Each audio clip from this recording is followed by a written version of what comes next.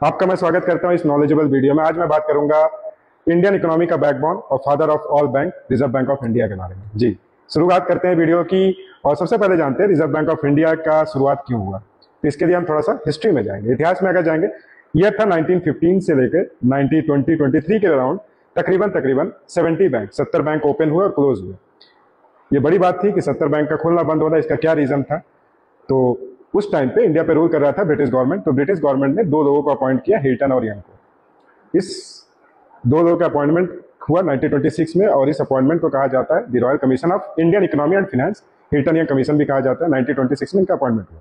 अब इनको ये पता लगाना था कि क्या कमी है, तो इन्होंने बहुत रिसर्च, बहुत वर्क, बहुत रिपोर्ट्स की तरफ गए।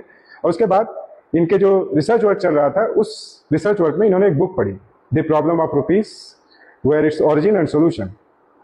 अब ये बुक था written by B.R. Ambedkar ji के। और बुक्स के पढ़ने के बाद इन्हें रेफरेंसम पॉइंट मिला कि एक सेंट्रल बैंक होना चाहिए, केंद्रीय बैंक होना चाहिए।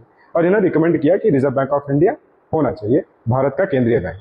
और एक कानून बना, reserve bank of India act 1934।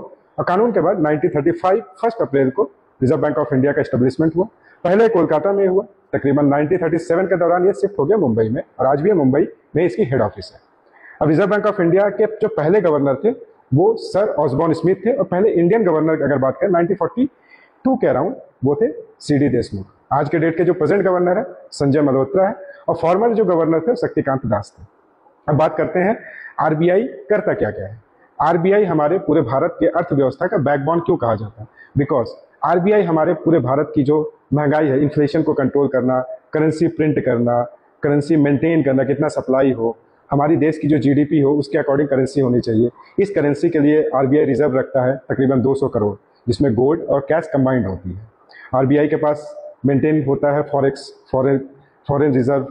ठीक है, ये सारे कुछ RBI reserve bank of India करता है। उसके साथ ही वो मेंटेन करता है, रेगुलेट करता है सारे बैंकों को, चाहे वो प्राइवेट बैंक हो चाहे गवर्नमेंट बैंक हो। प्राइवेट के सारे bank, government bank, cooperative bank, regional rural bank, सारे गवर्नमेंट बैंक, सबको वो रेगुलेट करता है।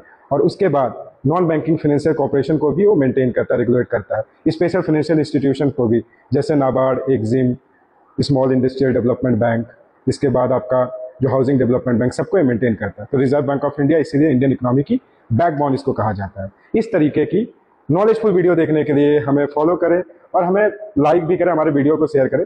थोड़ी सी अगर लाइक फॉलो ज़्यादा होता है तो एनर्जी मिलती है और अच्छे वीडियो बनाने के लिए। Thank you.